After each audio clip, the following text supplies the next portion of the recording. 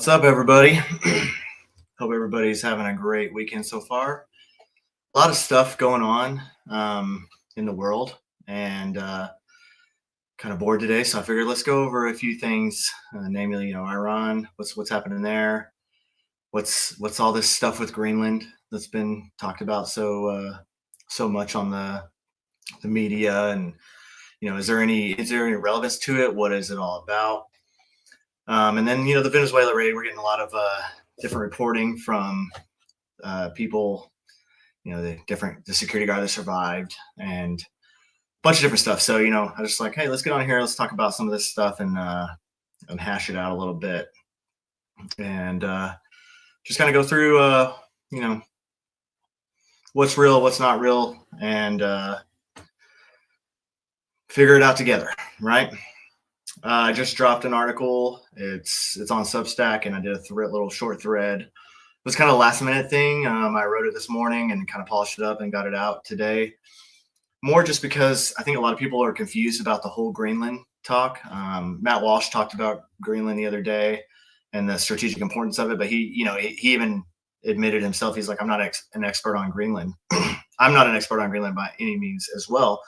But what I can do is I can break down different geopolitical issues, and then strategic values of land, of governments and regions in the world, and how they can affect the United States. And that's kind of what I did. I went through, broke down Greenland, so that's what we'll start with. We'll go through that.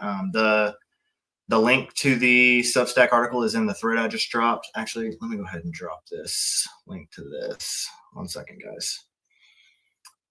Let me drop this link. By the way, I had to change the intro and outro.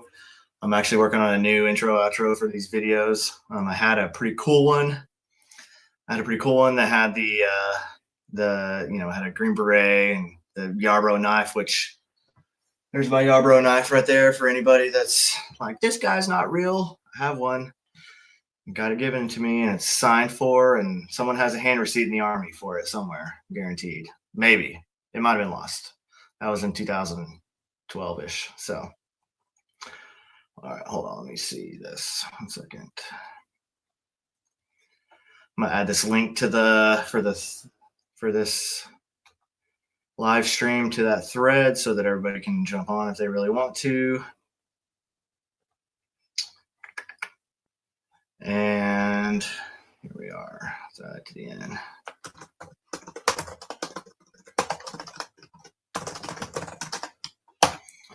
Boom. Added. All right. Let's pull this up. All right. Greenland. Yeah. Vaughn, you're right. I mean, it's one of those things that people should know. But at the same time, hey, man, people got busy lives. A lot of people aren't worried about geopolitics and what's going on in the world. And so Greenland, a lot of people, the last time they heard of Greenland was when it was talked about in the Mighty Ducks, D2 Mighty Ducks, when they talk about how Greenland is very nice and Iceland, backwards. Iceland's very nice, Greenland's full of ice, type of thing. It's true, Greenland is full of ice. All right. So the importance of Greenland. So you can see here on this graphic here, you have Alaska right there, Canada, and you have Greenland right here that kind of moves into the North Pole, Russia, Norway, so on. Okay, so we'll go through the article a little bit, but obviously Russia, the main reason that Greenland is a strategic value to the United States is because of Russia. Right? So, and I think a lot of this too is that people just forget that Trump is just Trump. And so a lot of times he's going to post things in a way that's like unrealistic or not real. What we should be talking about is how important it is to be aligned with Greenland, right? Greenland. Denmark's technically the Greenland's under the Kingdom of Denmark, if you want to call it that. But Greenland is still kind of it has its own self-determination. It can, the population of Greenland is going to control what happens to Greenland. So there's no conquering Greenland. If we wanted to conquer Greenland, we could. If we wanted to conquer the whole world, we probably could, right? We could conquer Europe easily. We could conquer Africa easily. China. If everyone banded together against us, we might have a problem. Nukes would be involved. Big deal, right? We can get this whole thing later, some other time. But if we wanted to conquer Greenland and Denmark both at the same time, without, don't disregard NATO, disregard all the other things that are happening. If it was just a head-to-head, hey, we're going to go take Greenland and Denmark right now, we could do it, right? That's not going to happen. Obviously, we've tried to buy Greenland in the past, and they denied. Denmark denied it also. So what we really have is Trump just being Trump and just saying things, and people like lose their minds because he says things. But like in reality, what is it? What is he really talking about? He's really talking about how important Greenland is. He just doesn't know how to articulate that without just being Trump, right? So guys, like, he's been around for a while. This is not new. This is not some like, oh my God, Trump just said this. It's so extravagant and crazy. Like, it's Trump, man. Like, just take it how it is and be like, Trump said that. It's cool. Let's move on, and let's just go through what actually matters in this information here. All right. So Trump says he's, back in what was it, 2019, we should buy Greenland, and everyone was like, oh my God, you can't buy Greenland, you can't buy a country. We bought territory all the time in the past, but hey, I get it. It's the new century. Can't talk about stuff like that. But let's go through the history of it. All right. So World War II, the Cold War, and the strategic Arctic outpost that was Greenland, and why it was kind of important. All right. Again, you see the geographic layout. Why do you think this is important? Because Russia's right there. Russia's Arctic coast right here covers about 11 time zones. Okay. That's a lot. We have Alaska on the other side that covers one time zone. Right. So just take that for right there. So Alaska, one time zone, boom, like not a lot. Okay. So Greenland is important. So in 1940, Nazi Germany occupies Denmark. Denmark technically controls Greenland. Big red flag. The United States is like, oh my God, what are we going to do? How are we going to get past this? Right. So they immediately started looking for a foothold in Greenland. And that came to establishing some rights with Greenland in 1941, and the Danish government to give America responsibility for Greenland's defense. All right. So obviously they jumped on that. Like, why would they not want somebody else to defend them essentially for free? Like, hey, you're not going to pay anything. You're not going to do anything. Just let us build bases here so that we can ensure that everything's safe. Of course, they're going to agree to that. Why wouldn't they? So during World War II, 10,000 Allied aircraft landed in Greenland, touched down in Greenland to refuel, moving on. Think about that. Think about like what one sortie is one air from takeoff, hit, landing. That's a sortie. So 10,000 of those, right? That's what it led to. So that's a strategic value for the United States in a massive world war. Obviously, like, there's no disputing that. And the next thing is the resources. Greenland has a ton of resources. Okay. And they're holding on to them. There's not been a lot of resource mining in Greenland. There's a few reasons for that. It's not only because the Greenlanders don't want it to happen, or Denmark doesn't want it to happen. It's also because it's incredibly hard to operate in Greenland. It's an ice-covered island, and the island itself is 3 times the size of Texas. So crazy, right? It's massive. It's massive, covered in ice. Super hard to get to, super hard to maneuver once you're there. And, that kind of leads to all of it. In 1946, the Truman administration offered $100 million in gold for Greenland. That's about $1.4 billion today, counting for inflation. It's actually not that much money for a landmass the size of Greenland, even though most of Greenland is uninhabitable and wouldn't be used for anything. It's still worth it from the standpoint of if you wanted to have bases and military bases, satellite bases, which we do have. We have agreements for that. So it's, again, do you really have to buy it? No, right? And I understand Trump's thought process behind it. Like, hey, let's ensure that Russia and China can't exploit this very strategic, real estate between the United States and Russia. I get that. But like, why the rhetoric is just always, like, why are we so over the top of it? Just tell people, like, hey guys, Greenland's super important to us. We want to be really, really good friends with Denmark and Greenland so that we can ensure that they ally with us all the time. That's all you got to do. Boom. And everyone's like, hey, that makes sense. We should just ally with Greenland and Denmark, right? Boom. Problem solved. All right. This is why we should ally with Greenland and Denmark. Short of buying them. We don't need to buy them. Whatever. I mean, don't get me wrong.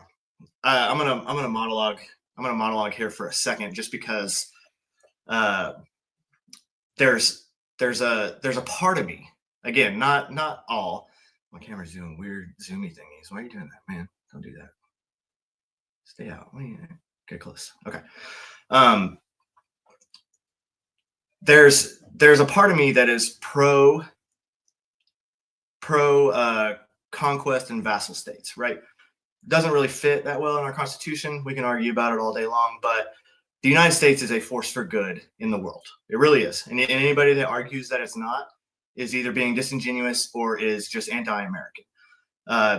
The United States is the most philanthropic. That's a hard word. Philanthropic and peace-bringing nation in the history of the world. And there's no arguing that. So why not bring that to the rest of the world? Again, that takes authoritarianism, that takes conquest. You can see the bad and all of that. But at the same time, hey, join us, do kind of operate how we operate and make the world better. I don't know. Maybe it could work. Who knows? We could argue about that all day long. But I see making strategic alliances, and I see building those strategic alliances and how that will help the United States a lot more. We could argue the other stuff all day long, and maybe it would make the world better, but also at the same time, now you've set the stage where you're going to be vilified on a international scale because you're invading everywhere. For the people that decide, the countries and the people that decide, hey, we're not joining you, we want to be on our own. That leads to now there's a bunch of pushback and a bunch of, hey, these people are imperialistic, or they're trying to take over everywhere. So I got it. There's both ways, but I think the middle ground here is just making good strategic alliances with ideologically compatible countries and ensuring that we stick together against the people that are trying, the countries and the people that are trying to hurt us and take over or destroy the world. I think that's pretty good, right? Let's go back to this. All right, so we'll talk about Thule Air Force Base first. It's actually renamed now. Hold on, let me find it. It's a super weird name. I have it in here somewhere. It starts with a P, but it sounds like a B. Super weird. Anyways, we'll get to that in a minute. But anyways, it was Thule Air Base when it was first being built, and it had 10,000 troops there at one point during World War II. The equivalence of this can be compared to the Panama Canal. They put 300,000 tons of supplies were hauled to the Arctic to build this base.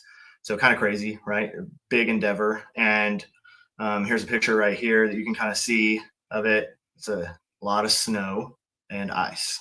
So just in case you were wondering what Greenland looks like.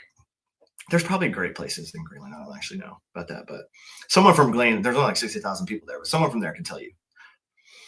And then, by the time the Cold War was in full swing, this turned more into just kind of a core piece of U.S. defensive strategy. Again, we had intercontinental nuclear missile detection systems there in Greenland, so it was very important for that. Any nuclear or any missiles at all that were going to be flying from Russia towards the United States, Greenland would be able to capture. Okay, so that was the real main reason that during World War II, one was for strategic resupplies and refueling, and then beyond that into the Cold War was for thanks, Matt.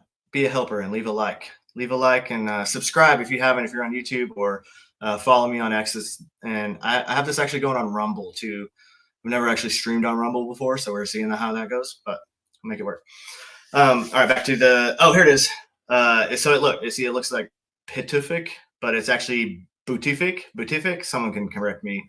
My Danish is pretty rusty and non-existent. So, but it's actually run by the U.S. Space Force today. But during the Cold War, that the purpose of keeping that base manned was for intercontinental ballistic missiles. Okay, so monitoring all of that and ensuring that Russia didn't just try to destroy us. So right now you can see this is the base right now. These are some of the people that are manning that base, and what this is, just a strategic missile defense essentially is what you're seeing. Okay, so important, right? And again, we don't have to trump this up and say that it's some crazy thing that like Russia and China are gonna steal this from us. Like, I don't think that that's happening anytime soon. China's tried, but China has also tried to invest economically and militarily. The military part is always hush hush, but economically for sure all around the world. So of course, anywhere that has natural resources and has a strategic value towards anywhere. China doesn't have any Arctic space at all on their mainland continent. So like they're not touching, the Arctic. They're about the highest part of China, for those of you that aren't aware of this, is about equivalent with New York. That's about how hot, if you want to judge the globe by height on that level of the hemisphere. So in order for them to play in this game, they just kind of act like hey, we need some real estate in the Arctic too, so we're going to try. So they did. They tried buying mineral rights. They tried buying some other things in their companies. When I say China, you got to remember that any company that is a Chinese company is actually state owned, even if it's operated by so and so or whoever and so forth. It's still owned by the state at the end of the day. They have a quasi communist capitalist style of government. It's really weird. It's really hard to explain. It's really hard for people to conceptualize, but it is communist. You have to remember the state is in control of everything. The state says exactly what you're going to be able to do. It says exactly what you'll be able to buy, so on and so forth. But at the same time, they allow the capitalist side of it to operate, to make profits and to generate that way so it can grow and get bigger. So it's kind of like using the benefits of authoritarianism, communism, and then, hey, but we're going to act like we're capitalists too, so you can do this. But again, the state owns it all. So any of these offers that are happening to Denmark and Greenland for their minerals, that's Chinese state pushed functions. So just always kind of keep that in mind. So here we talk about the Arctic military positioning. Again, I showed you the map a second ago. We'll pull that up again. You can see here. It's pretty important, right? I mean, I actually got smaller, I think. But you can see Canada, you got Alaska right here, Russia. It's hard to, when you look at it this way, when you're used to looking at maps a certain way, it does look kind of weird. You have to kind of reorient yourself about where am I at? Like, this is Denmark down here. This is Norway. This is England and Ireland down here, and Iceland. All right. So, sorry, Iceland. So, all right, cool. Got that figured out. Let's go back down. All right. Arctic military positioning. We talked about that, and then the thawing shipping lanes. All right. This is not some climate change bullshit. We're not talking about, the ice is receding. We needed to change everything we're doing. This Earth has been around for billions of years. We're the climate change people are judging the climate about 80 to 90 years of meteorological evidence on a planet that's billions of years old. So how are we actually making any decisions based on that, right? Like, you're taking a less than 10%, less than 0.1% of the time frame of data, and then trying to judge it on the whole of what's happening. We don't know what's happening with the Earth. We really don't. That's the end of that's all we need to talk about. What we can talk about is what is actually happening, and there has been significant ice loss, and then what that allows is Arctic shipping traffic to increase. So between 2013 and 2023, 37% increase. Whether that's good or bad, we'll find out. As of right now, it's good, because that means more shipping. That means more things that are happening. That means more goods going from one place to another, and faster and cheaper. It's good for the world, right? Here's some of the shipping lanes you can see. This is from the Arctic Institute. So you see the Northwest Passage, the northeastern There's the Northern Sea Route and then the Transpolar Sea Route. All right, so those have been far more accessible now because some of that ice is melting. So, but you also have to look at this from a strategic viewpoint in that, hey, the ice loss is creating more opportunity for everyone, and whether you pounce on that opportunity or not, that's up to you, right? I mean, think about when the internet was created. If you're one of those people who's like, I'm not going to jump on the internet because I think it's gay and it's not going to do anything cool, well, then you probably missed out on money, advertising, all kinds of things, right? So move along with how the world changed and adapt and overcome. That's kind of what you have to look at. So you can see here the Arctic shipping routes are becoming increasingly viable as polar ice recedes, and that map highlights that. So Greenland itself, again, another thing to note is they don't actually control these routes. They don't control them outright, right? Some of these are controlled; they're either international or they go through other nations, Russia, so on and so forth. But the ones that are going through Greenland, that those need to be controlled either by an ally of the United States or by the United States outright. And I think that obviously makes sense to everybody. It's the same reason why, technically the United States owns the Panama Canal, right? You can, argue this and that of it, but like we built the damn thing and we lost a lot of men building it and a lot of military members. So it's kind of important to the United States. So look at this as kind of the same way. This goes through the ice receding. All right, we'll go to the strategic minerals. It talks about a few of them here. They're mainly on the what would be the southern coast of it. But you have everything. You have I think it's 24 of the 35. I don't have that in here. Yeah, 24 of the 34 minerals deemed critical by the EU for modern economies. So that's a lot of natural resources that are located in Greenland alone. And again, I talked about this a second ago, these critical minerals, they're hard to get to. They're hard to mine. And that's why in like oil and gas exploration in Greenland has been pretty much denied outright for environmental reasons. So there's not been a lot of drilling going on there. There's not been a lot of really anything. So it's clearly part of the reason why much of the world, especially our adversaries, are jumping at trying to get at some of this stuff. Because again, everything on Earth is finite, right? Yeah, whether you can look at it any way you want. We could have 100 years of a resource, right? But 100 years is not actually that long. It's longer than I'm going to live, probably, based on lifestyle. But in the grand scheme of things, 100 years is a blink of the eye compared to how long the Earth has been here. So just take that, as you will for the resources there. Here, go through, extracting the resources is a incredible challenge. And the roads connecting Greenland's handful of towns is almost non-existent. It's really hard to move around Greenland. And if anyone is actually from Greenland that ends up watching this or sees this and wants to correct me on this, this is all open source information that I've just found and researched. I would love for, hands or, on the ground information on that. But, that's kind of what's being reported and what I was able to research about this. So, yeah. And then again, whatever countries or companies gain a foothold in Greenland's mining industry, that could secure a supply of valuable minerals. Again, this is the back into the Great Game, right? We'll talk about, ever heard of the Great Game from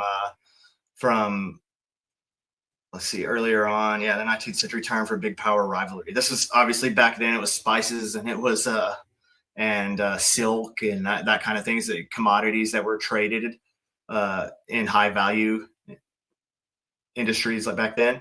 But it's kind of the same concept today. They have a lot of stuff and a lot of people are going to want it. And now, how do we allow anyone to get to that, or what's the process to ensure that this doesn't fall into our adversaries' hands? And again, I think the answer is to align with these nations. Denmark is a NATO nation, so we're already kind of aligned with them, right? And just ensure that treaties and everything and goes through that. hey, you're not going to sell, or you're not going to give mining rights, or you're not going to give oil and gas rights to nations that would use this to harm the world. Boom. Kind of easy, right? Everyone. I mean, it's an easy concept, but whether or not that's going to happen, we'll see. Putin obviously what happened when he took power is one of the things he focused on was the Arctic coast, and he built a bunch of icebreaker ships. Russia has far more icebreaker ships than the United States does. Greenland is. Here, hold on, just saw this real quick. Greenland's huge. It's 3 times the size of Texas, and Texas is massive. So just put that in perspective. It's very big. But Russia's northern, go back to Russia, building a massive icebreakers, a massive Arctic fleet, and the northern fleet, which is based out of Murmansk, is a key part of their navy now, and they also have a lot of nuclear submarines. So Moscow has obviously put a lot of emphasis on the Arctic, and so that requires us to adequately respond to ensure that we aren't losing in any aspect of strategic goals in the world. And that's kind of the way we have to operate regardless. So again, that's we talk about some people, especially I call them the halal right. It's a bunch of people that act like they were on the right for a long time, but they're not actually on the right. They're now, showing, trying to be isolationists and like, we shouldn't, no foreign, blah, blah, blah, no foreign anything. Well, guys, I don't know if you realize this, but the United States is kind of the leader of the free world, the leader of the world, if you want to call it that. And though China is making a push for it economically through the Belt and Road Initiative and through militarily through a lot of their other initiatives, the United States still can force project on a level that China cannot. And losing that then gives the world over to China. Do we really want to allow communist China, or do we really want to allow a Russia-China conglomerate to decide what happens with the world? I don't think so, right? That doesn't seem very pro-American to me, because here's the end of, again, go back to we could vassalize people and make them, vassal states, and it would maybe make the world better. You could argue that all day. The point of that was that the United States in charge is still generating a better world than anyone else. And again, you can't argue against that. You can go look back through history, and when the United States is involved in a big war, and I'm not saying our foreign policy has been perfect. There's obviously been issues. I'm against Iraq. I'm against the way Afghanistan ended up unfolding. We could talk about all that all day long. But on a grand scheme of things, the United States controlling what happens in the world and ensuring that what does happen is in the United States' interest ends up generally helping everybody, right? The United States is not conquering people and throwing them into slavery and destroying lives and blah, blah, blah, blah, blah. There's active genocides happening in China right now. So with the Uyghur population. So what do you really think that China taking over the world stage would be better for the world or worse? It would definitely be worse for the United States and any Western civilization. So just kind of think about that. Back into here. And go through some of their brigades and the Northern Sea Route, all that good stuff. Here's another view, another graphic here. You kind of get to see some of the bases, and this kind of goes through all the different Russian bases on the Arctic coast. They have a lot, right? They have a lot more stuff going on than we do there. And people tend to forget how close all of that is to the United States. Mainly it's close to Canada, but what's right south of Canada? Us. All right, so that's the reason for all of this. All right, and then China. Again, China has no Arctic territory at all. But in 2018, China announced a vision for a polar Silk Road. So the Silk Road, just like the One Belt, One Road initiative, which is, or Belt and Road Initiative, however you want to frame it, is again China's vision to kind of encompass the world economically. And then their view is to take that economic encompassing and use that militarily. All right. They're gonna say all day long, like, we're here for a win-win economically for you. That's it. They're doing the same thing in Africa. They're doing the same thing in Turkey. They're doing the same thing all over the world, right? I did an article on the Belt and Road Initiative. Did get a lot of traction. It just seems like people don't really care about China, which is weird to me, because China is ideologically opposed to everything the United States stands for, and is the single nation in the world that could actually, like, if we went to full-on war with China, there'd be a lot of different factors. I personally think we would win, but at great cost. I mean, it would ruin the world. And then moving forward from that, I don't even know how the world would look.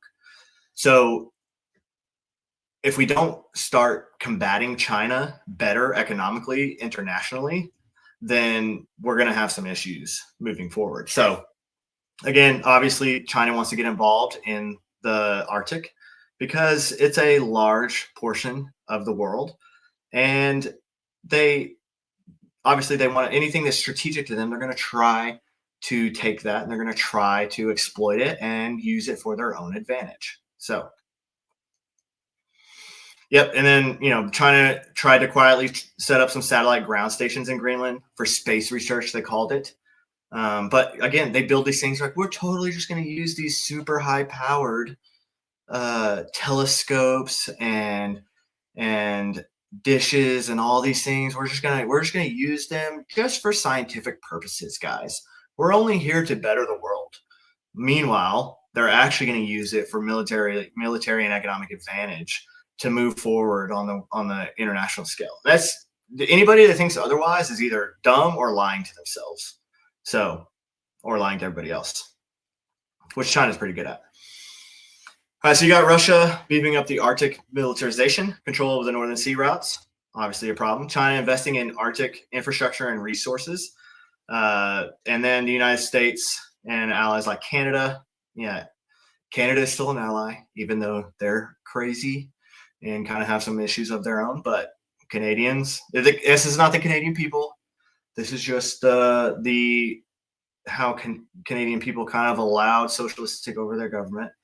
I feel sorry for you guys. Maybe you should elect people better if you still even have that option. Don't worry, the United States is pretty close to losing that option too if we don't act pretty quickly. So hopefully you guys can figure it out as well.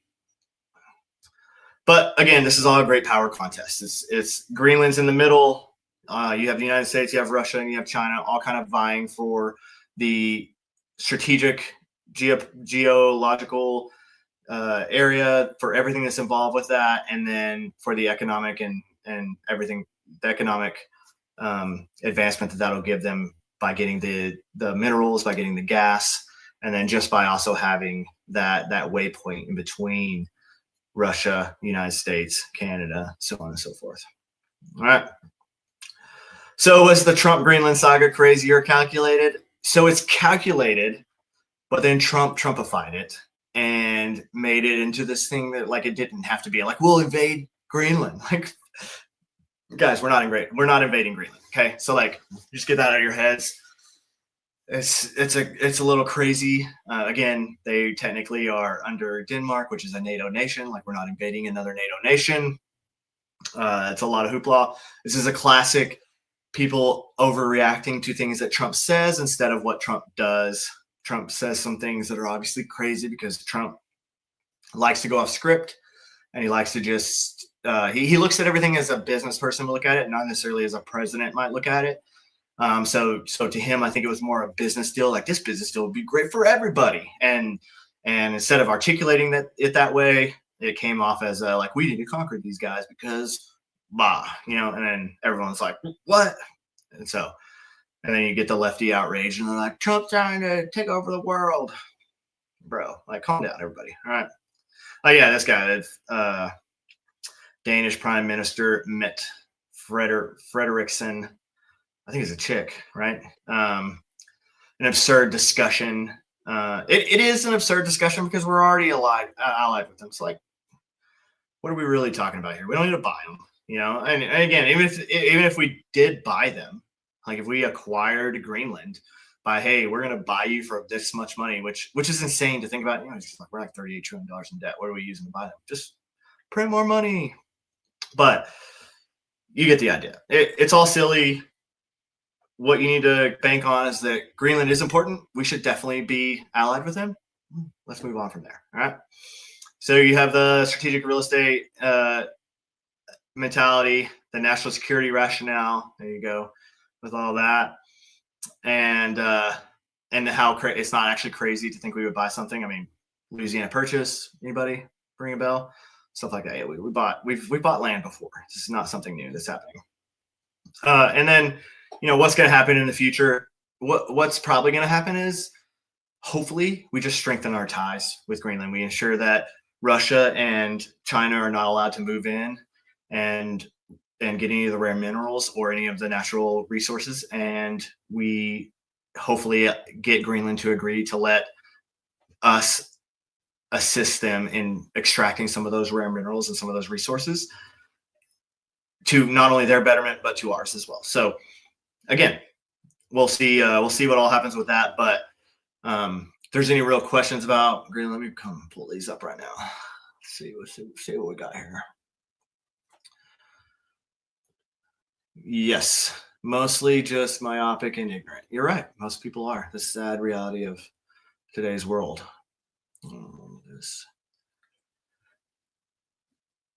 Greenland. Climate change is real. I mean, dude, climate change is real under the understanding that climate change happens as a natural process of the earth. And we don't actually understand how it actually works because we haven't been, gathering data on it for that long. There's not a lot of meteorological data coming from the Ottoman Empire or from the Byzantine or from the Roman Empire, right? They didn't have any of that stuff. This all started, again, 80, 90 years ago. We actually started gathering data. And now we're like, oh my God, it's changing. We're like, in the world of 5-6 billion years old? All right, so maybe that 70 to 90 years is probably not that big of a deal. But hey, adapt and overcome. Again, yeah, different types of ownership. Let's see this. There are different types of ownership for businesses in China that aren't all. Okay, again, yeah, it's a quasi communist capitalist state.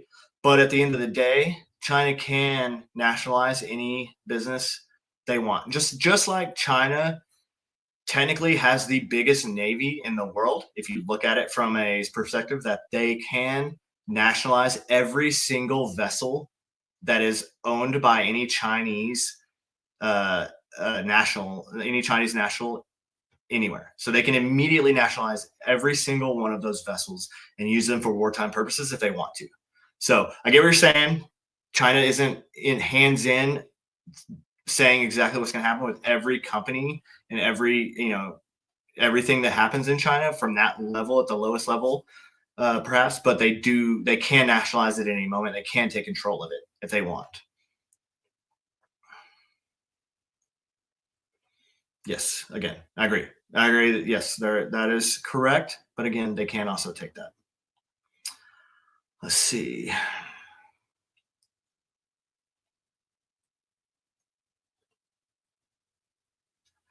I mean, I don't disagree with you on this, Bitcoin Capital, because I mean, yeah, Trump is focusing on Western Hemisphere because he knows Europe is a lost cause. Europe's not in a great place right now. It's really sad to say, and this is kind of ever since Europe has, well, even when Europe was ran by monarchs, it was still highly unstable, and there were still wars all the time. Conflicts here and there, and all the different ideologies and pushing. And then once you get past the monarchy and you go into the 18th and 19th centuries, then you start getting into these. This is where communism, in the 19th century, communism, Marxism, all that kind of stuff was born. And they've had a philosophical issue with individual rights and liberties, and sadly, it never kind of evolved to the point where the United States, the people that the colonists and that moved to the United States and kind of ended up creating the United States and how they evolved to a individual rights and liberty perspective. Europe didn't actually fully jump into that. They did a little bit, but I mean, you have to look back. I mean, the French Revolution, if you look back at that, that was a collectivist revolution, right? They overthrew the monarchy. It was populist in a sense that they overthrew the elite and kind of got rid of all that. But it was all still collectivist, and it was all the collective is more important than the individual.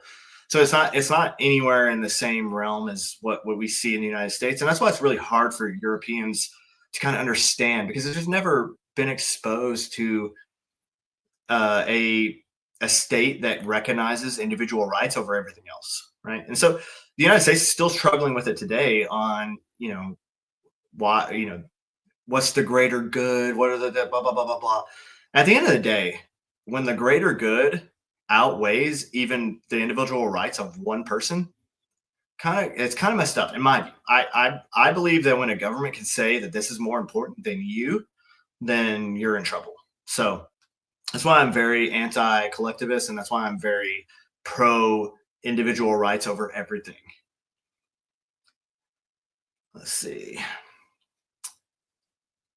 Yes, expanded Arctic Sea to be able to trade through that route. Absolutely. I mean, that, the melting of the ice in that area and the ease of movement now has definitely increased trade routes in the area. So obviously that's going to change the game on what everyone's doing, because now you have another mode of delivery, and now you have something else that you have to monitor. You have a whole another area that you have to really consider from an international perspective. So yeah, absolutely. Just want to talk. Yeah. Yep. Hey, bro, Minnesota is at this point, I think, a failed state. So hopefully big changes happen in the future. Maybe everybody gets out and just votes Republican, just because, again, the GOP and the Republicans are not perfect by any means. There's a reason why my bio says politically homeless conservative, because they're not really doing what they need to be doing. But at the same time, they're not actively trying to destroy the United States like Democrats are. And I don't have any problem saying that. So let's see.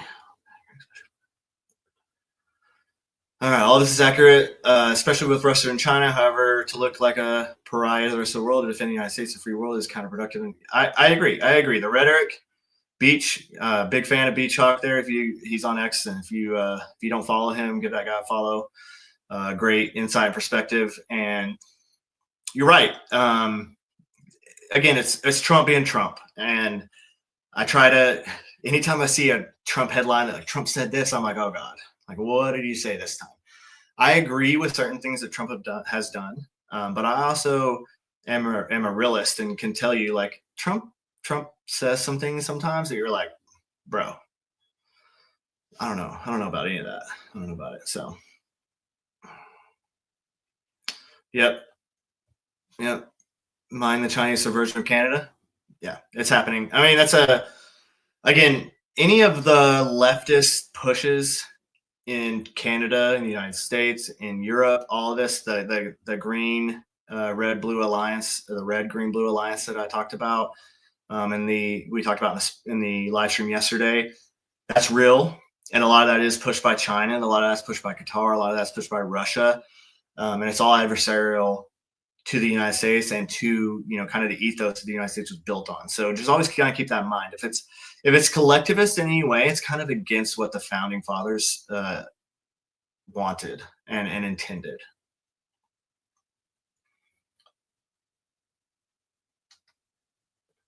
Beach again. Trump being Trump, and as such, hyperbolic is accurate. However, Sergey's parroting these ideas. Yeah, no, it is. I really wish, I wish people would kind of understand that some of these ideas are insane, and they don't necessarily need to. You don't have to articulate them. So you don't have to come out and say, like, we should take over Greenland. That sounds insane, right? Like that. Like we should take over Mexico. Like, Or Mexico's a sovereign nation. How about let's create some deals with Mexico so that we can work with them together to root out the cartels inside of Mexico. And like again, we would want to control the relationship. We would want U.S. SOF and U.S. Personnel and military personnel leading that initiative, with Mexico having a say in what's happening to like deal with the cartel problem. Just for an example of like, hey, what's a better way to accomplish some of this stuff? And it's definitely, Beachhawk's right. It's definitely not, making these hyperbolic statements that don't make sense. Yes, the article that I shared on there is my Substack. Here, hold on. Let me throw this in the comments right now.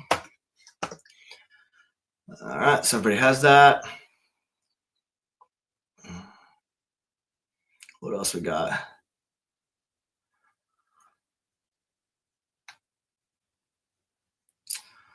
All right, we're kind of caught up on that. So I want to talk about a few things. One, let me pull this up.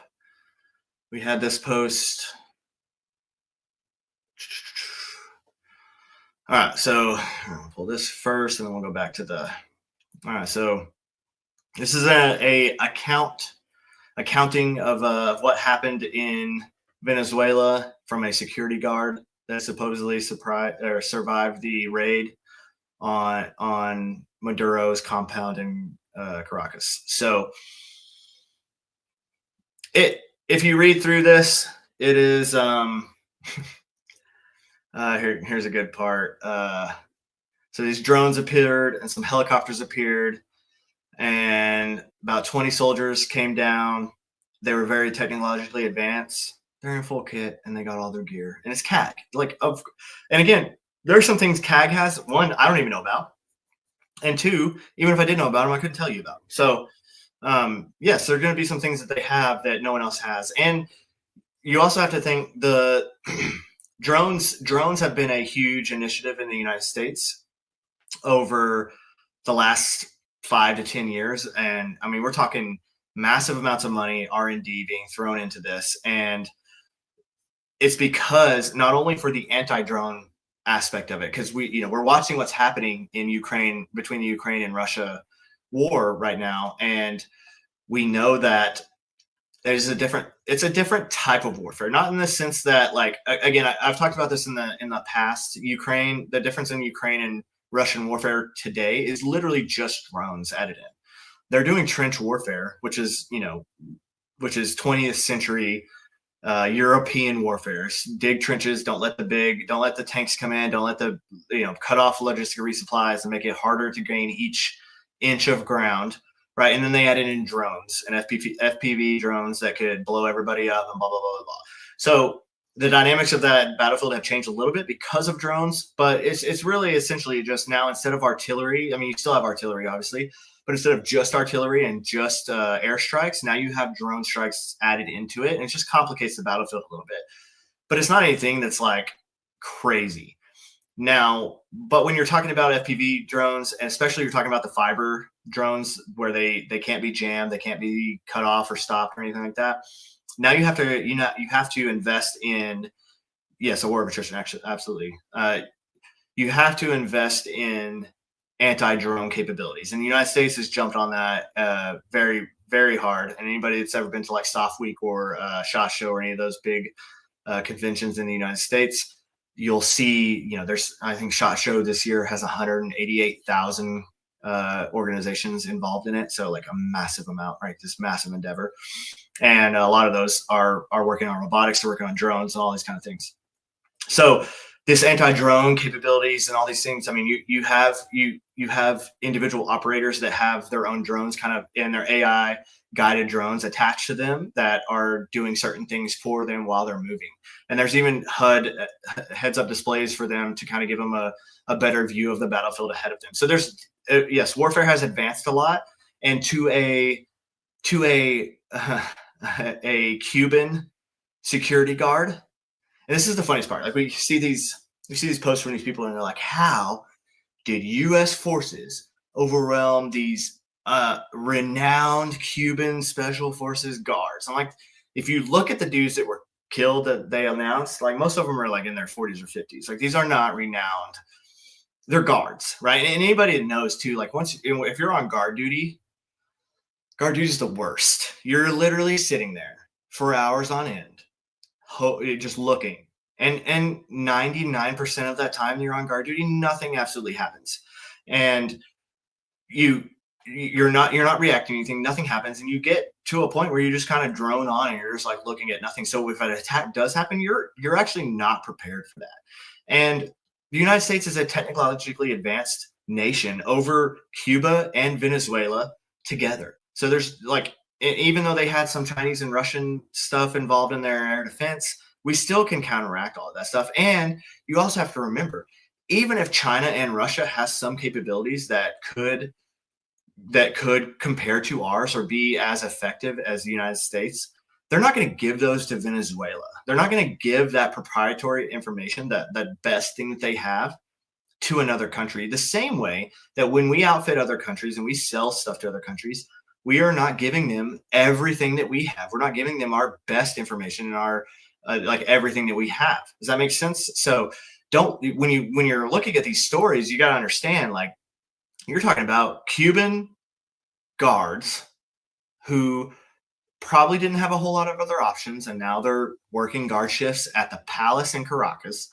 and they're just sitting there on days in, days out.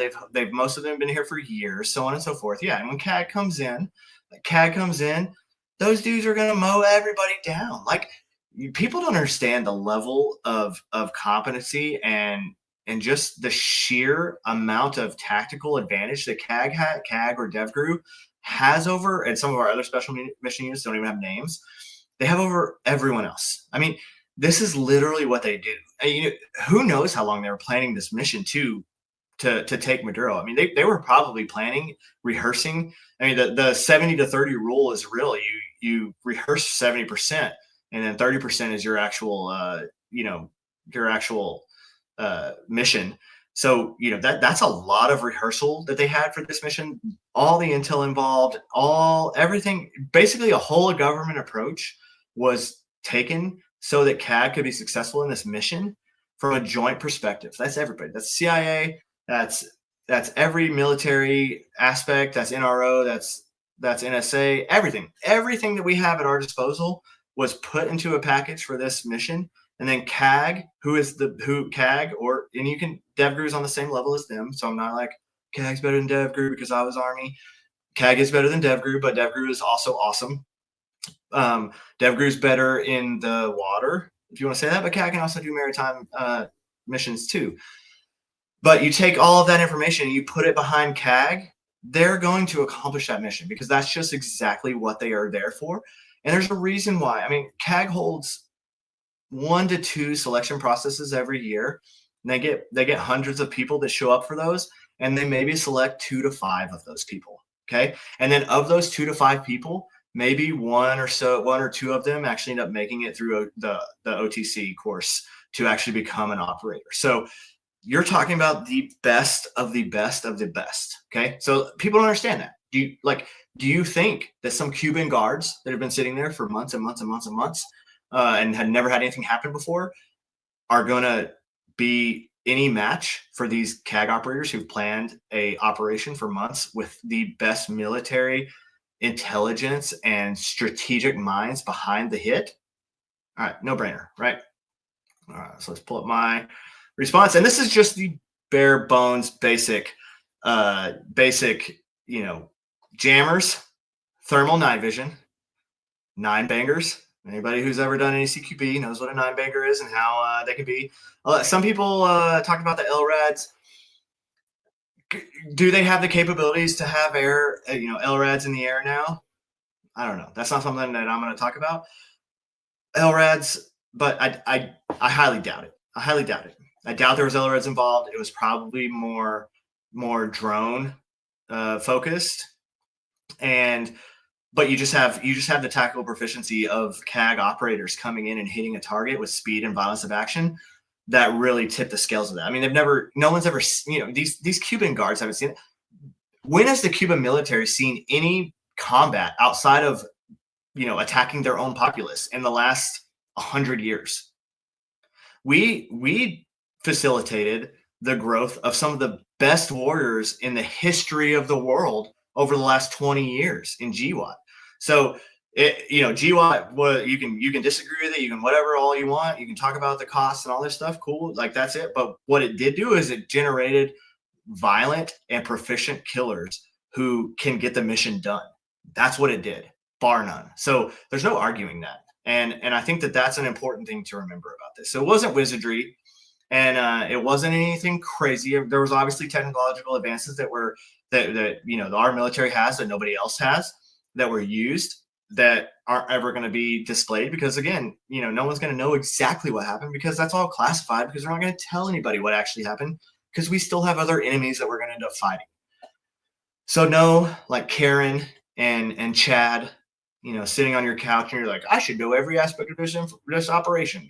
One, you wouldn't even be able to digest it even if you did know. And two, what the hell do you matter? You don't. Get over it. Like, shit's going to happen, and you're not going to know what's actually happening about it. If you want to know what's happening about it with all that stuff, join the Army or join the Navy, become a special operator, get a clearance, go hang out with CAG, and then learn what they do. Boom. All right. Let's see if there's any question about all that stuff. CAG must have looked like the Avengers to those guards. 100%, dude. I mean, all right. So think about, like, we would go into compounds in Afghanistan, and we're, SFGs, and we're in kit, and we got, especially we're coming in at night, we have our helmets and night vision on and all that stuff. We have our like ATACs on our chest, and we're just going through stuff. To these Afghanis who have rarely seen anything outside of what happens in their little village and their tribe, we look like aliens. We look like Avengers coming in, because it's technology beyond anything that they have or have ever seen. So, of course, you're going to get this response from some of these Cuban guards that ended up surviving the thing. Oh, yeah. You responded to him. Yep, beat you right there. Yes, this is exactly it. CAG's sheer speed and violence is so intimidating to be paralyzing to the guards. 100%. I mean, they're hitting again. They hit the palace compound where Maduro was,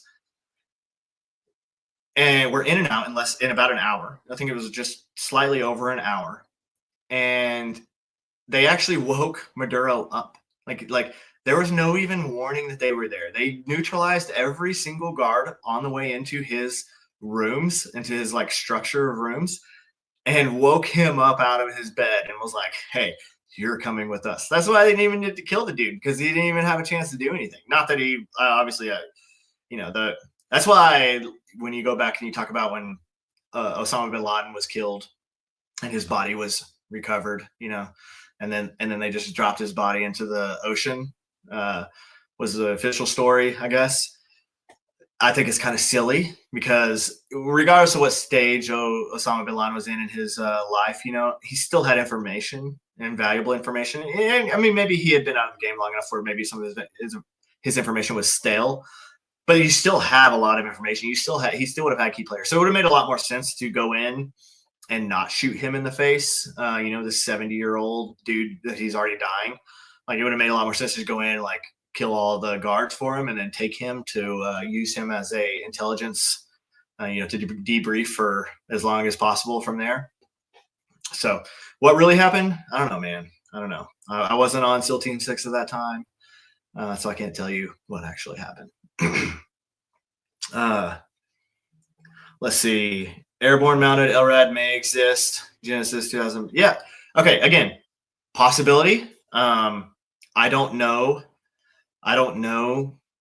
what was used in that mission. I was not a part of that mission. I'm no longer in the know. So like, I'm not going to sit here and pretend like I'm in the know and I'm privy to this information of what did or did not happen. So, but what I can tell you is that CAG is highly effective, and there's no doubt in my mind that regardless of what technology they employed into that, as a part of that raid, they were able to dominate and destroy anyone in their path and just decimate the battlefield. So that's not even a question.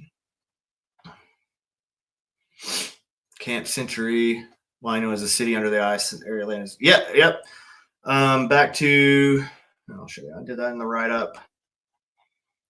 Oh, let me see. Yep. So right here. This is one of my shorter articles too. That's why I kind of wrote it last night and this morning. It's only like 4,500 words or so. All right, here you go. There is Camp Century right there, or a view of it. The overall project for Project Iceworm to get nukes under Greenland was scrapped. Was it scrapped, or was it just classified beyond that? And they said it was scrapped. Who knows? Again, does it matter, right? Would you rather us have nukes in Greenland so that we could deploy easily to somewhere else, to an enemy, or not? I don't know. I think I would rather have nukes available. All right, and then, all right, we're on. Let's go to that. Here, I'm going to go to this that I shared. Can I zoom in on this a little bit more? All right. So I did this post. A little bit much. I did this post to kind of just talk about from an unconventional warfare perspective on what's happening in Iran.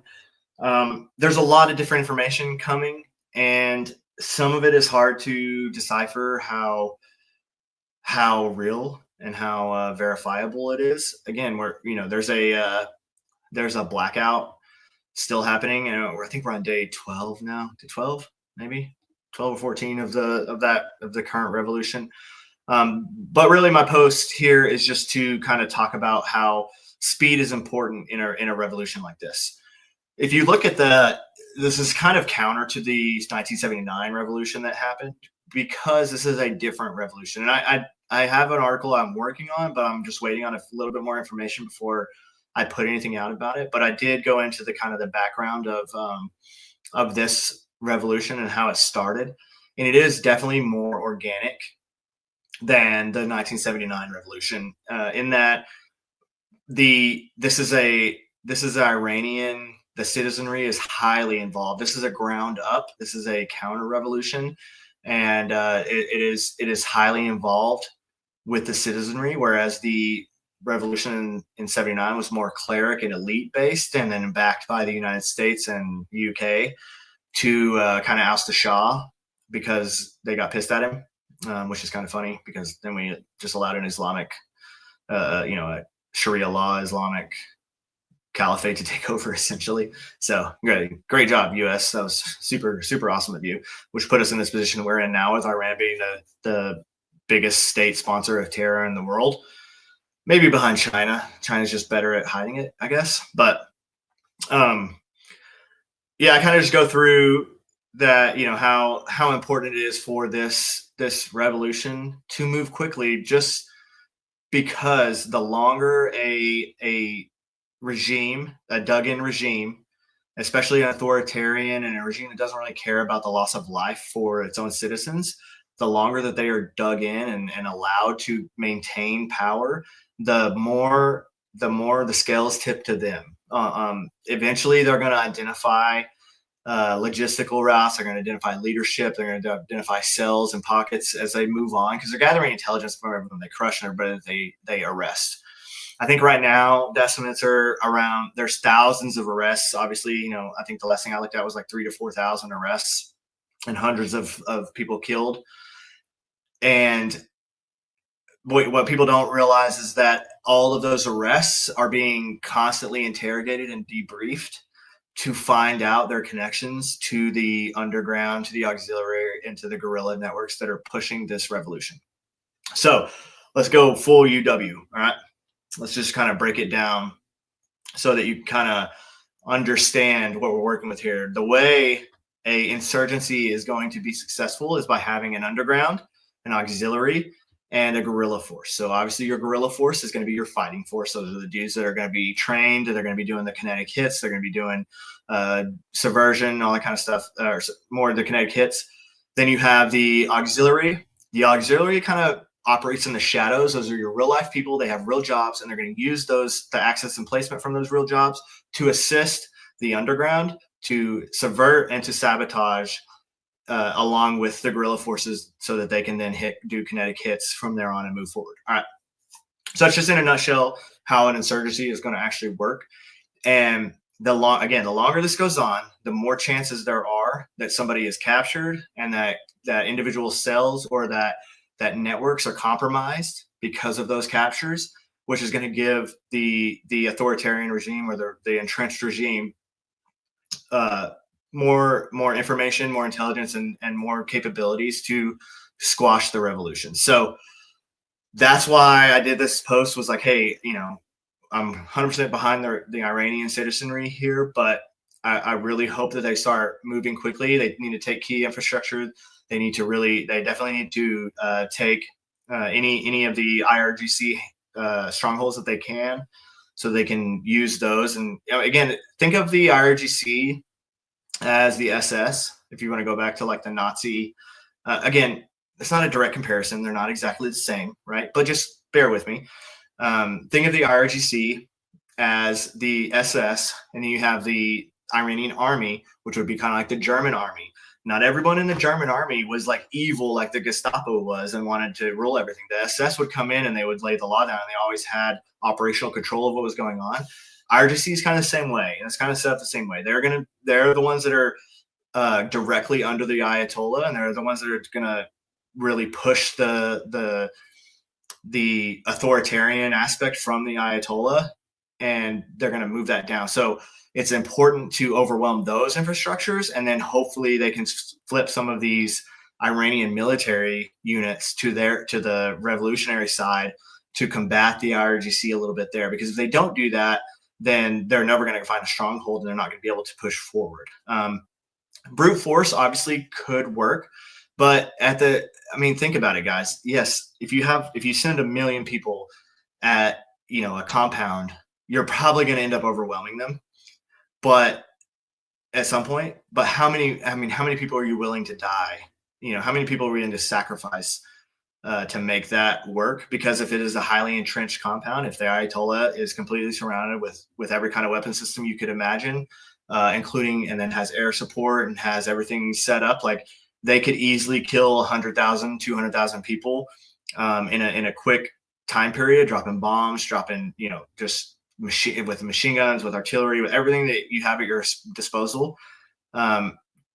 Eventually, they probably would be overrun, but we're talking about an armed populace here. You see 1,000 people in front of you get murdered and mowed down. Are you going to keep running towards that fence? I don't know, man. I mean, it's just one of those things. It's how bad do you really want it? And so, short of that, that's where the insurgency comes into play. That's where the auxiliary, the underground, and the guerrilla force really works together to hit targets of opportunity first, takes that, and then starts hitting key infrastructure to overwhelm that. And then once they've taken that key infrastructure, then they can move so on and so forth to knock down dominoes, to take control of key infrastructure, and then eventually take control of the government. So that's kind of the way it would work.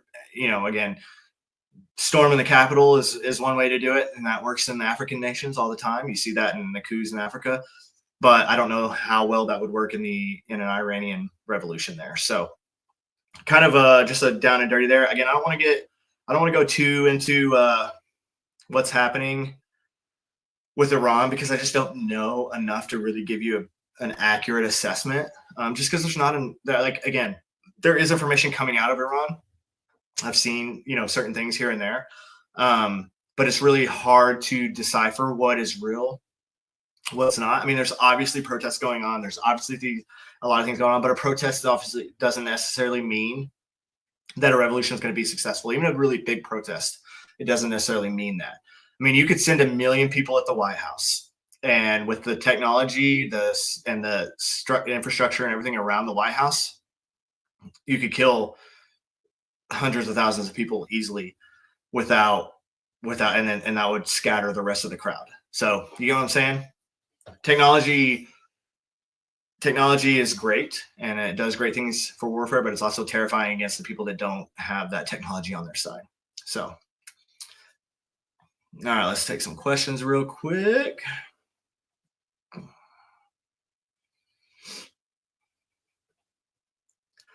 When will the Catholic Church grow a parrot? Dude, I'm not Catholic, so I don't. And honestly, I don't think even the actual Pope today is Catholic. If you hear the stuff he says, um, Crusades. Again, this is the same thing I kind of say when people are like, "We've let the left do so much in America. Why aren't we like stopping them?" Blah blah blah blah blah. Think of it this way: we how negatively affected is your everyday life by what is happening in Washington, and in some of these states, right? So, like, obviously, you're probably a little bit more pissed off if you live in certain parts of California, if you live in Minnesota, if you live in Oregon, some of these places, especially the bigger cities, you're probably a little bit more pissed off, if you're a conservative or if you're right leaning at all. But how has there been mass, collectivization of farms? Are people starving and getting shot in the streets and all this kind of so once we get to that point, then like a revolution makes sense. But right now, I think we're still at a point where we can vote. We can use the Constitution. We can use the tools that the founding fathers gave us, and we can take our country and put it back into the right direction that it needs to be. I just don't think we're at a point right now where we need to do any drastic measures. And I think that's the same kind of thing. Yes, Europe's not looking great. They are being overwhelmed. They are doing a lot of things. Oh, there goes my camera again. Why are you being weird, bro? Nope, that's the wrong one. Sorry. There we go. Just wants to see me so close up, right? Just get a good look. Again, I don't think we're quite to that point. Now, if an Islamic caliphate, decides to claim authority over significant parts of Europe, then maybe we'll see something. But again, you go back and you look. You have the Middle East, you have Anatolia, you have the Levant, and you have Northern Africa, and those were all Christian nation, Christian regions, if you want to call it that. The Ottoman Empire, the Byzantine, the Romans. Christianity was a big thing there, and then when Islam was created in the 7th century, they militarily conquered all of that, and slowly pushed Christianity out. I did an article on that, actually. Let's pull that up. Let's talk about it. Now we're here. Why not? What else are you doing on a Saturday? It's just the NFL on today. No one cares about that anyway. Actually, I don't even know if there's a game going on right now. Give me 1 second.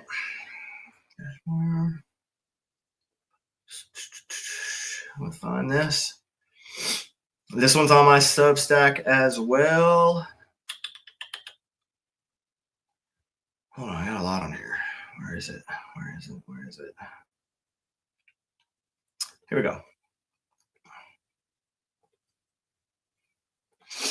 Okay. All right. The long decline, how the Christian heartlands of the Middle East and Northern Africa became the Islamic world. Again, first 6 centuries after the birth of Christianity, the geographical center of the Christian faith lay not in Europe, but in land stretching from Egypt to Mesopotamia, from the mountains of Lebanon to the sands of Algeria. So what really happened, right? What really happened, and I'm not gonna go through this whole entire article right now. I'll kind of gloss over a few things, but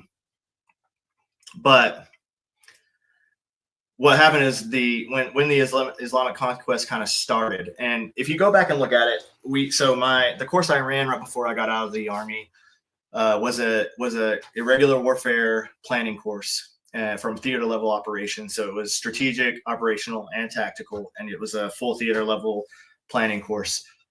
What we had the students do was write a research paper and then give a presentation on that research paper about a revolution or an insurgency in history. So they could pick any of them, and they go through and kind of do their thing, and then give us their their paper about that revolution or that insurgency.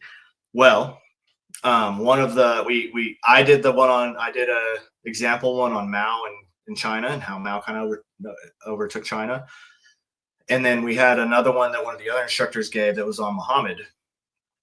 So Muhammad was a warlord, and he essentially, again, this is going to be highly controversial because there's a lot of historical revisionism that's happened, and people don't like it when you talk bad about Islam. I don't give a shit. Muhammad was a warlord, and he saw the power of Christianity and how a religion could move the masses, especially back then in that time period. And thus, Islam was created. And under that banner, he used that to end up conquering nations. And from there, the Islamic expansionism just continued and took over everywhere from, again, Anatolia, the Levant, Northern Africa, and the Middle East. And what they did is they didn't actually, again, it was military, and they killed a lot of Christians. They killed a lot. But when they took over, they didn't expel all the Christians. They didn't murder them all, right? There wasn't just like mass murders like that. What they really did was they created it's basically, you're not a slave, but you're also not, if you weren't a converted, person of Islam, then you were not held to the same societal status as all the rest, right? You had to pay it's called a jizya tax. You can see that right here. You could not bear arms in the Muslim armies. They faced legal and social restrictions. They were excluded from certain positions of authority, and they could not build new churches except under specific conditions. So this is all kind of, the way that they basically, the dhimmis. So anybody who's ever talked about this, they categorized them as the dhimmis. And they were just basically second-class citizens. And in doing all of that, what they created was a caste system, if you will, of society that, the elites versus the non-elites, and the non-elites were non-Muslims. And so eventually you as that moved forward through time, a lot of Christians moved out of those areas and moved to more Christian friendly areas. And, from there, we had, you just saw massive declines in Christian populations in a lot of these areas. I did a post. Let me see if I can find this real quick.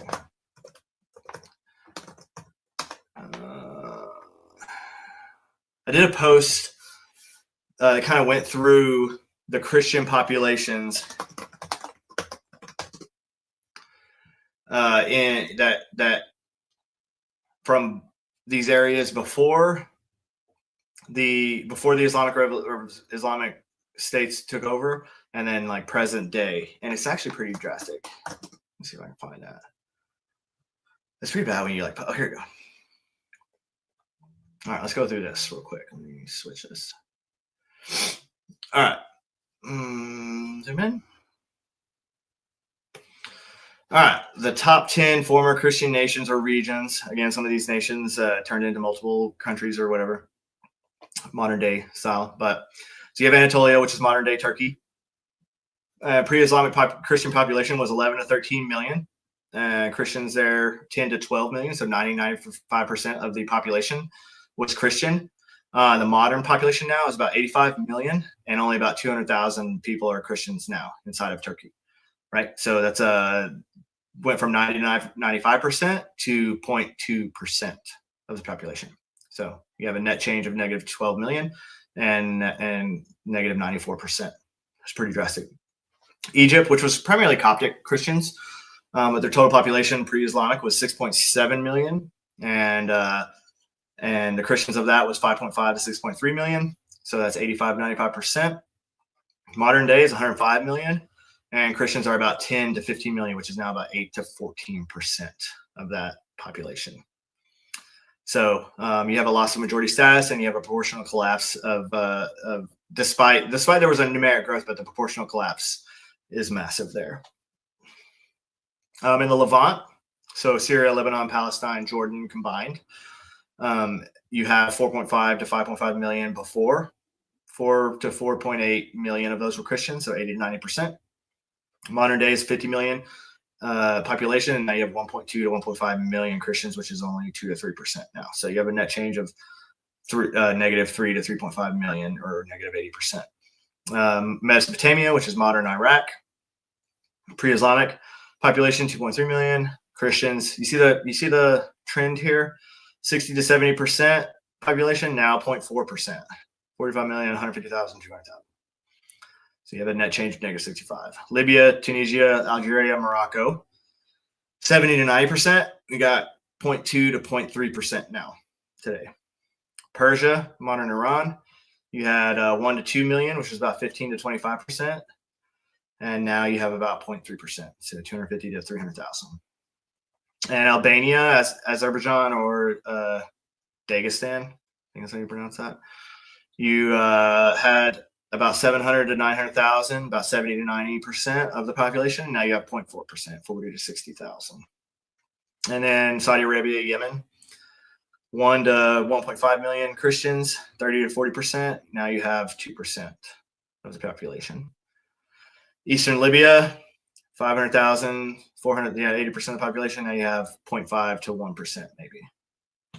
And the last one, Sudan, which is one of the most modern ones as well, as far as when that Christianity was kind of overtaken for Islam. That was 800,000 to 1.2 million before.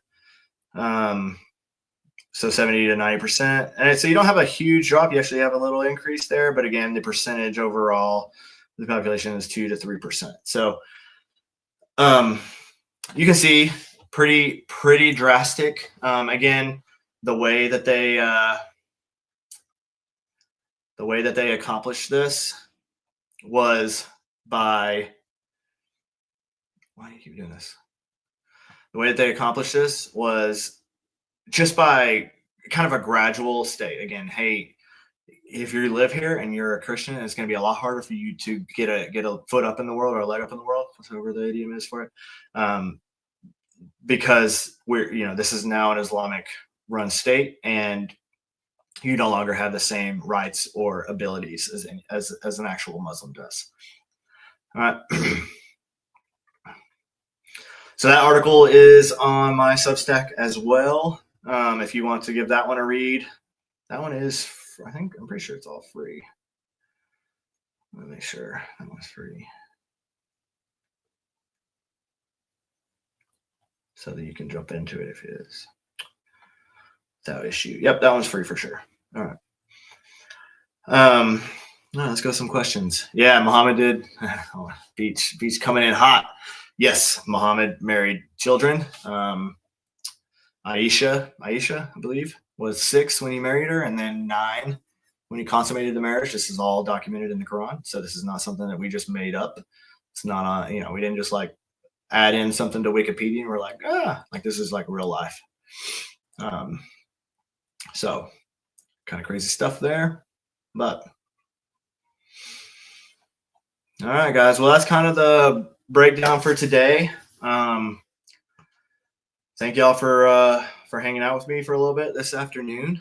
I know there's probably a lot of cooler places you could have been than just talking about all this stuff, but I kind of felt like there was a lot of people that just didn't understand the importance of Greenland. They didn't really understand what's going on in Iran, and they didn't understand the Venezuelan hit. And so I just kind of want to talk about those real quick and kind of go through, the most likely and the information that's most important about that. Let me see with this. Hey, buddy, what are your thoughts on the Lindsey Graham tweet? Any ideas what he was trying to say? I don't actually follow Lindsey Graham. Hold on. Let me see. Let me see what old Lindsey Graham say. I'm assuming whatever he said, it was probably stupid. Let me see. Can anybody link that tweet that he's talking about? Because I don't quite know. Let me see. What do you do it today? No, it's March 26th. Oh,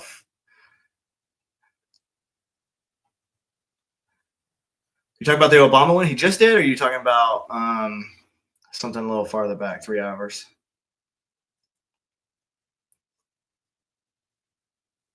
Expecting the aid to Israel being stopped. Let me see. See if I can find that.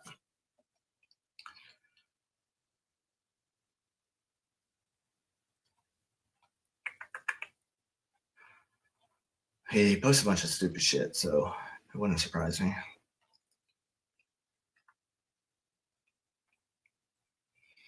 I don't know, man. I'm not seeing anything about aid to Israel. I'm expecting the aid to Israel being stopped 1 or 2 days ago. Let's see. Okay. The aid we have provided. Let me read it real quick. And I'll pull this up. I think I found it. Is this one you're talking about right here?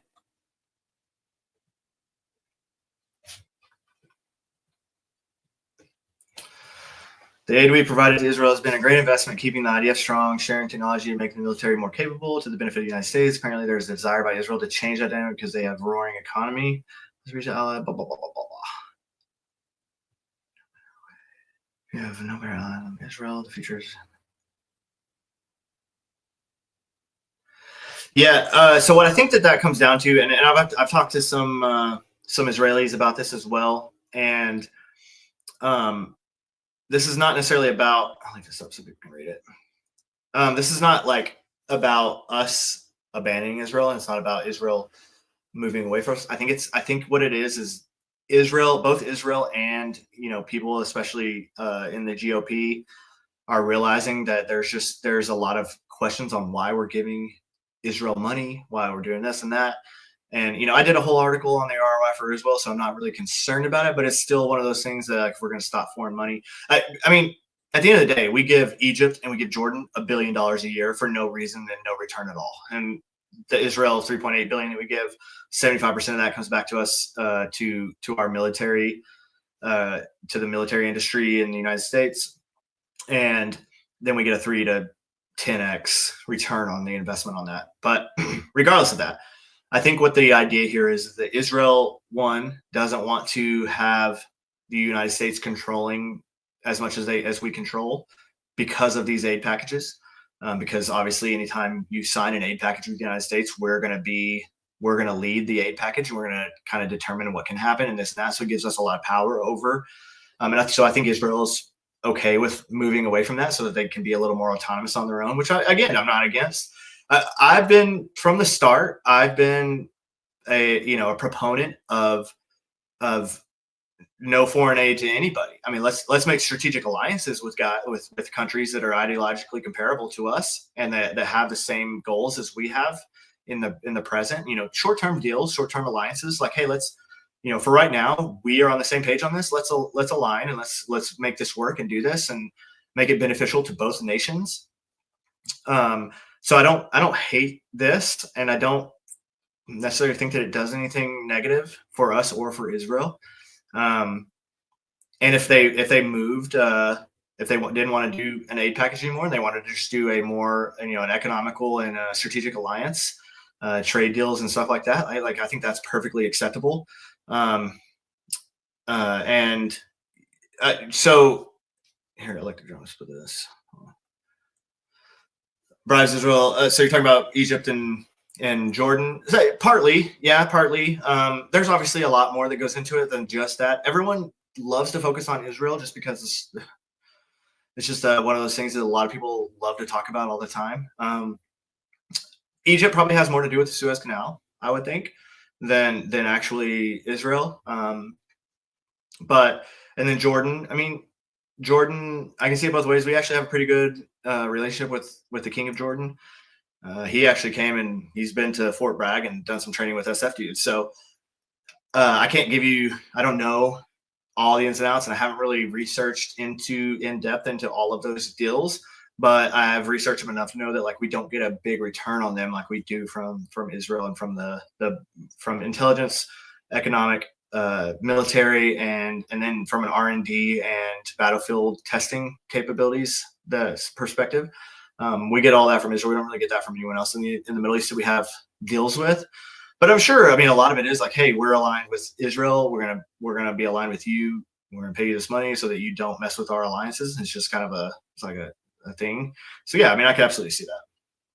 I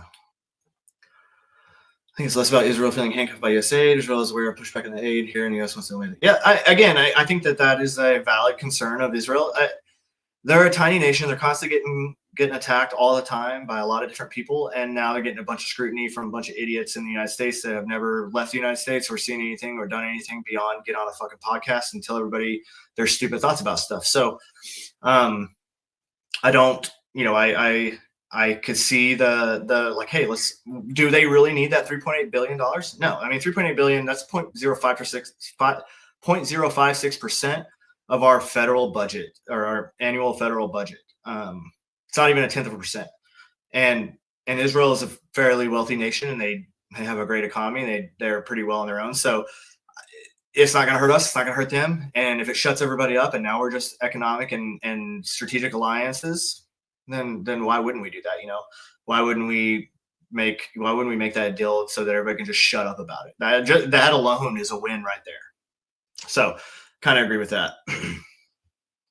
Let's see, anything else we got? Bronson, let's see this. I think the biggest issue is everyone thinks everything is black and white. 100%, dude. 100%. That's a great way to put it. Everything's not black and white.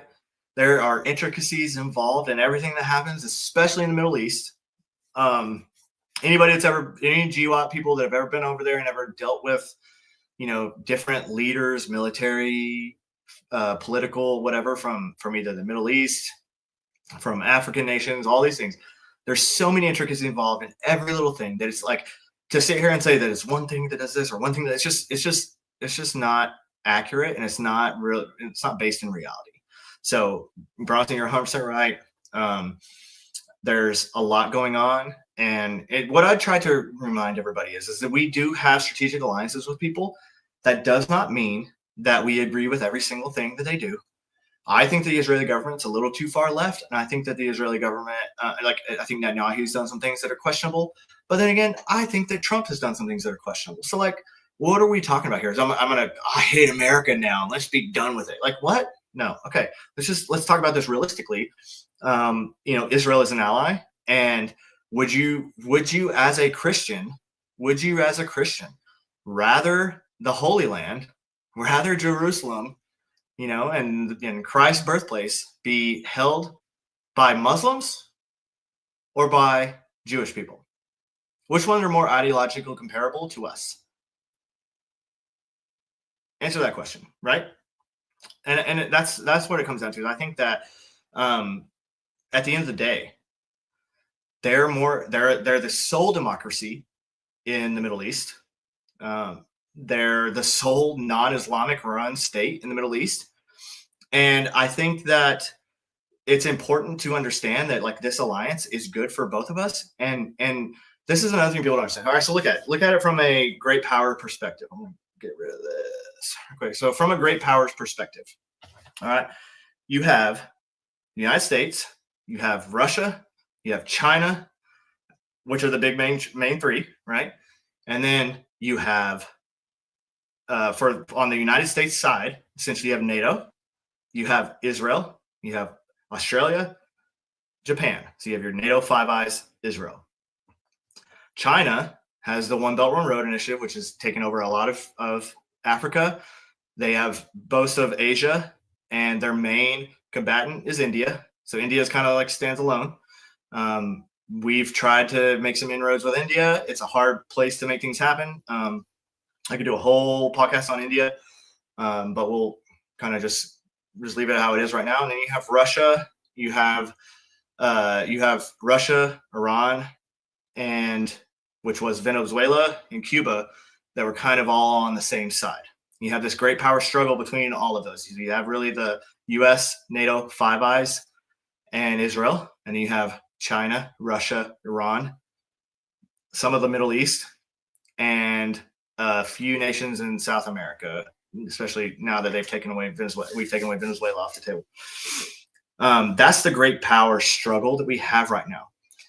There's a reason why the Israel and United States alliance is being attacked so hard from a strategic standpoint. It's because that's a key part of the tripod for the United States international strategic plan that you have. Again, you have NATO, you have Five Eyes, and you have Israel, right? So what's the best way to topple a tripod is you kick out one of the legs of it. So that's what I always go back to is when these people are like, Israel's terrible. I'm like, well, tell me why. Why can't you give me a reason why? And then they bring up USS Liberty. Like, okay, so even if that wasn't an accident, even if some of the leadership of Israel in the 60s hated us, or is it the same people that are in charge today? Is that the same? Was that a policy? Is that a top-down view of the Israeli government to destroy United States ships? Or was that a one-time thing that was either an accident or regardless how you want to look at it, it was 100% an accident. It's already been proven to be an accident. But people are going to use that. And that's what they always go back to. They go back to that. And then they go we're not dying for Israel's war. They try to conflate that we went to Iraq because Israel didn't want us to go to Iraq. Netanyahu wanted us to go to Iraq, but guess what? Netanyahu wasn't in politics when he was saying all that. And when we invaded Iraq, he was not in politics. So he wasn't involved in that decision from an Israeli to the United States perspective. And again, Israel was way more concerned with Iran at the time, and they were like, "Hey, if you go disrupt things in Iraq, you're gonna allow Iran to take a stronghold in the United States." So, again, so all these arguments they have, they get blown out of the water pretty easily. If you're talking to a rational person now. Again, you can talk to people all day and they're going to be like, bah, and they're just going to ignore your facts, and regardless of how well you present them. So it's just important for you to understand that, the strategic value of it is there. It's real, and it's not something that's made up, and it's not something that's black and white. There are just intricacies involved in it that you can diagnose, and you can say, let's look at this realistically, and let's break it down, and let's take what makes sense and keep it, and let's get rid of the things that don't make sense. And that's the way we should look at everything. That's just not the way we do it. That's because people are stupid. I mean, it's the same reason why we're griping about foreign aid, which is about $80 to $90 billion a year, which is 1% of the federal, annual federal budget. But no one really cares about the $1 to $2 trillion of welfare that we're giving away every year. That's the real reason behind our skyrocketing debt and all the issues that are happening in our inflation and the reason food costs are going up. Why are we not talking about the things that actually matter? Why are we making up these fake things and having outrage over them when we could just be talking about the real things? So, and the answer is people are stupid, and they believe adversarial propaganda. Russia, Iran, China are very good at propaganda, and they understand that the average American citizen is generally dumb, especially dumb on a international scale. I mean, how many people even know, how many Americans even know where Greenland is? Most of them don't. Most of them have no idea where Greenland is. They didn't know where Ukraine was until 4 years ago, right? So it's just one of those things. It's, they're deeply invested in Ukraine now. They have no idea it was actually a nation before that. So went on a little rant there, but let's see. Go back up a little bit. Yes, they have deployed a lot of tech to our jets. Absolutely. The R&D and the battlefield testing that we get from Israel is very significant, and it's not, you can't match it at all. Hey, maybe someday, man. I got babies right now I'm trying to raise and get them, into the world and get them prepared. So maybe next few years, we'll see about running for something. I don't know. Politics just is kind of annoying, and I don't know that I'd fare well working in a group of people that don't actually want to get anything done, because that's how I kind of see Congress being, especially, is just like a group of people that all have their own agendas and no one actually wants to better the United States. Yes, India is getting more friendly with China. That's a problem. And if you remember the big H-1B1 visa or whatever bullshit that came out, there was a big push about it. Regardless of whether you agree about it or not, like there's things that can be altered with that system to make it better and more beneficial to Americans. But the reason that hit the national stage and was amplified as much as it was just to really give a negative view of India. And that's obviously adversarial propaganda to push us away from doing any deals with India, though India would be the perfect counter for China. So like if we were to strategically align with India, that would be very bad for China. So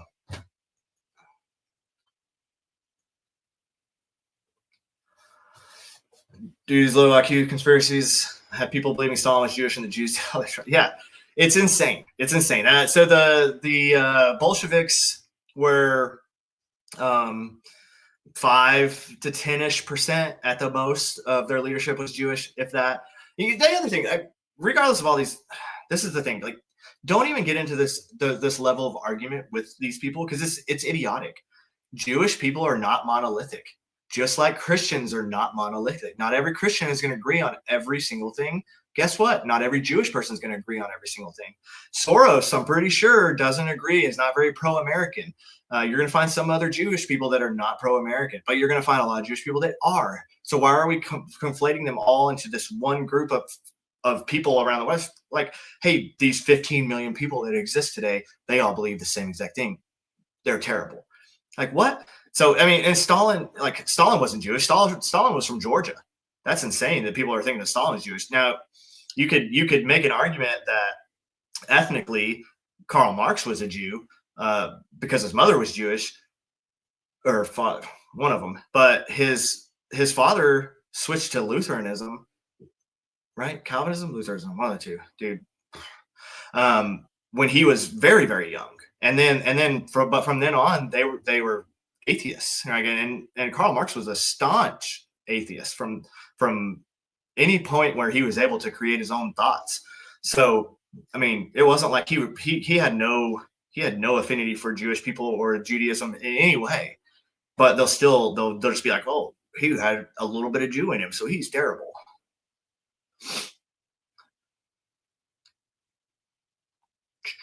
What else we got in here?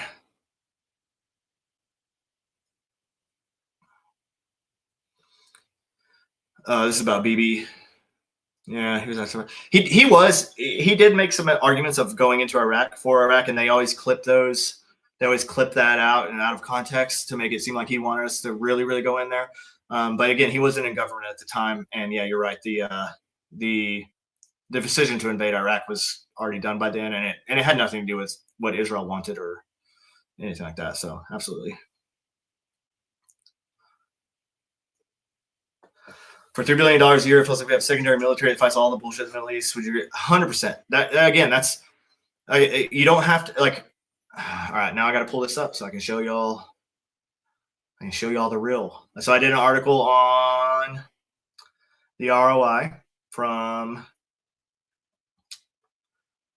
Israel. This is also a free article if you want to jump into that on my Substack.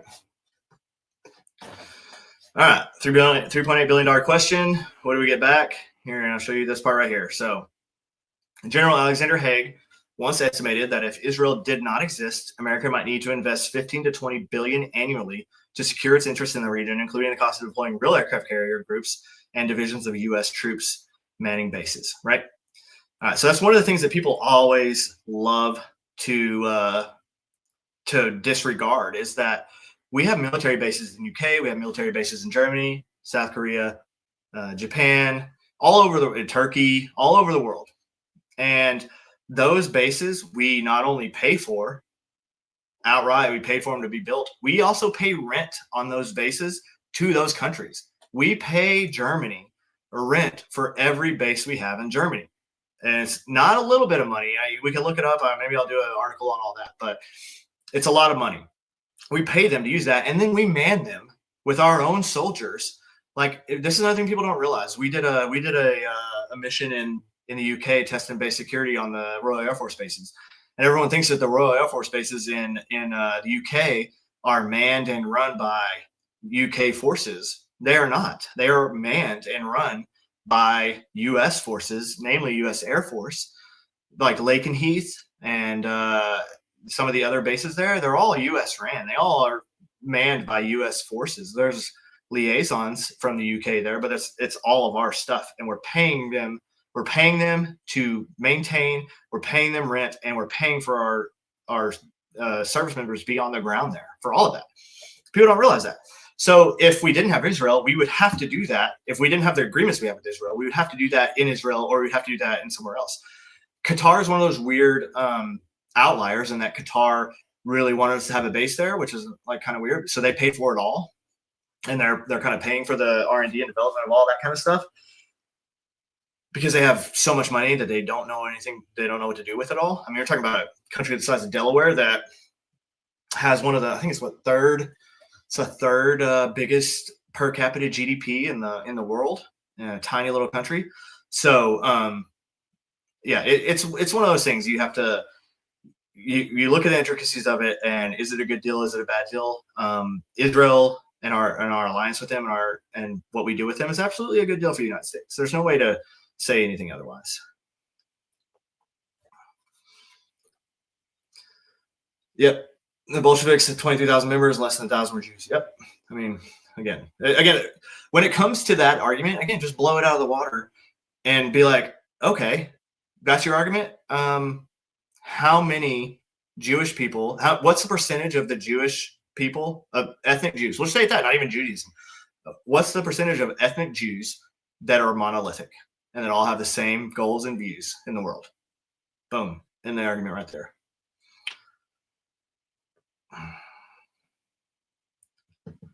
Because Qatar knows, so about Qatar knows nobody will attack them. The U.S. base there, so it's twofold, I think. I mean, you got to remember, Qatar is an Islamic monarchy.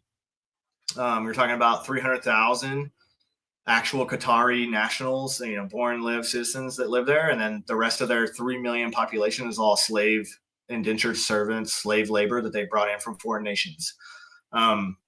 So yes, there's benefits to them having good agreements with the United States, and especially if you go through I did 2 different articles on Qatar, and if you go through and see, when they were kind of at odds with the UAE and Saudi Arabia, this is kind of that's when the catalyst, I think it was in 2017, so when the catalyst happened with them, and they started pushing a lot more money and a lot more influence into the United States, because they didn't want to be the Gulf state that was on the outside looking in.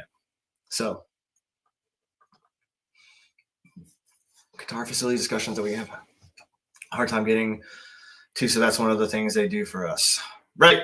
I mean, they give a bunch of money, and we have a base there. But again, we don't really need that base there. We have Israel, we have Diego Garcia. Like, we don't need the base in Qatar. But hey, I mean, strategically, it's one of those things like, hey, if you're going to build us this nice base and like not charge us anything for it and let us man it, like, okay. But then, how well was the due diligence done on that infrastructure then once it was built? Like, how are we running our own red lines into there to make sure that our secret information is compartmentalized and they don't have any access to it?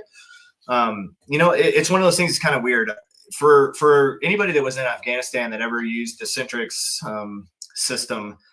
We got in trouble for it, but we were running ops, and we were doing HVT hits, and we had a lot of times where we'd get there and we had what we thought was solid intel, and then we'd get to the hit and it would be cleared out. There was nothing to SSE. There was no targets. There was nothing on there, and they were fleeing. We were in South Afghanistan, so they were fleeing to the Pakistan border at night when we were doing our hits. And so then we were like, well, let's just, and so, again, if this ever comes up anywhere else, I'm going to deny it. But, we're like, maybe if we put something else on the Centrix and not the actual stuff we're doing, we'll see what happens. And we had 3 consecutive hits that everything was there and the intel was righteous, and they were successful hits. So it came down to, all the information that was going through Centrix was getting obviously told to the bad guys. So that would be my concern with Qatar. Was everything done, was it all done to a standard that would not allow them to snoop on what we're doing? and then not give them access to our technologies.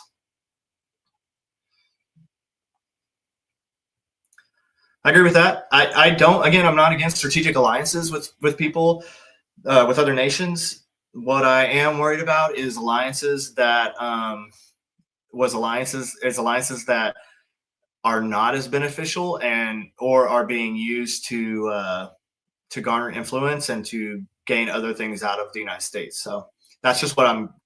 And the reason I feel that way is, and I feel the same way about Saudi Arabia. I feel the same way about the UAE a little bit less, but mainly Saudi. Just based on how many prominent Saudi businessmen there have been involved in terror financing and all that kind of stuff. So you just have a very I think we just got to be really careful with Islamic run states, just because they're so ideologically opposed to what the United States stands for in reality.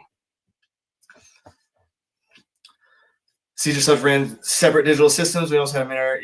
Yeah. I mean, we were under the CJ Soda. We still had to push our ConOps up through Centrix, and yeah, we had some issues with that. So we got our PP slapped, and we had to stop putting up. It was an accident. We didn't actually mean to send the wrong ConOps up on that platform. It was just a mistake, and we ensured command that we would never do that again. So. All right, guys. Well, we've been going for about almost 2 hours, and it was fun. If there's any last minute questions or anything, I'll hit them real quick. But otherwise, hey, yeah, whoopsie, my bad. Didn't mean to send that wrong ConOp up. Sorry.